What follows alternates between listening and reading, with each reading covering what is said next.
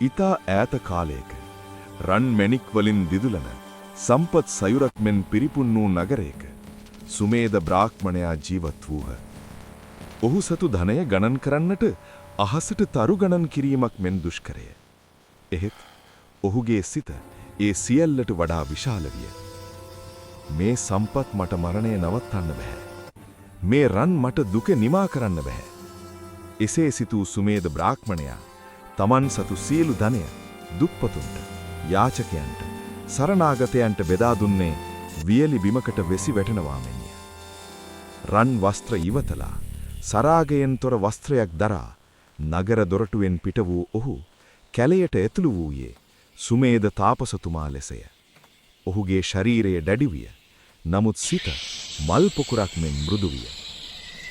එක උදෑසනක් නෙළුම් පොකුණක් අසල හිරු කිරණ මත දිදුලන මලක් මෙන් සුමිත්‍රා දේවිය සිටියාය. ඇයගේ ඇස් දෙක නිහතමානී ගගක් මෙන් නිශ්ශබ්දය. ඇයගේ සිනාව වසාගෙන තිබූ මලක් විවර වූවා මෙන්ය. සුමේද තාපසතුමා නිහතමානී පියවරින් පොකුණ වෙත පෙමිණියේය. දෙදෙනාගේ ඇස් හමු වූ මොහොතේ වචන නොමැති දෙබසක් සිදුවිය. දේවියනි, දීපංකර බුදුන් වහන්සේගේ මාර්ගය සනීප කරගන්න සුදු නෙළුම් මල් කිහිපයක් දෙන්න පුළුවන්ද?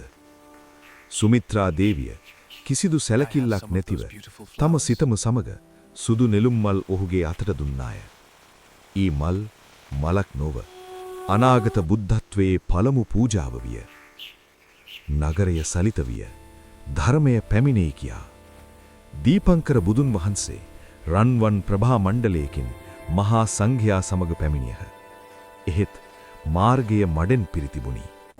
එදා සුමේද තාපසතුමා තම ශරීරයම මඩ මත පතුරුවා දමමින් මෙසේ සිතුවාය.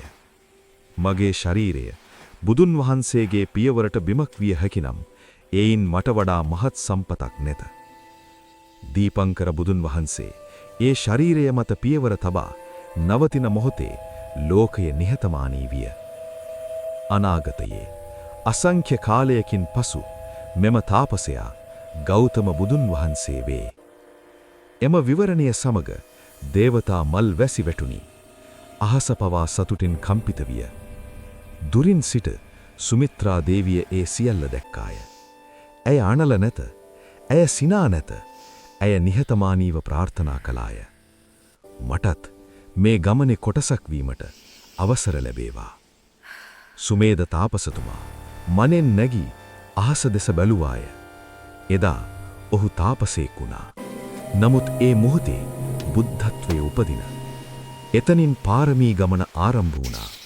කල්ප ගණන්, දුක් ගණන්, කරුණා ගණන්. ඒ ගමනේ අවසානය අපි අද බුදු සරණං ගච්ඡාමි කියලා කියන ඒ සරණය.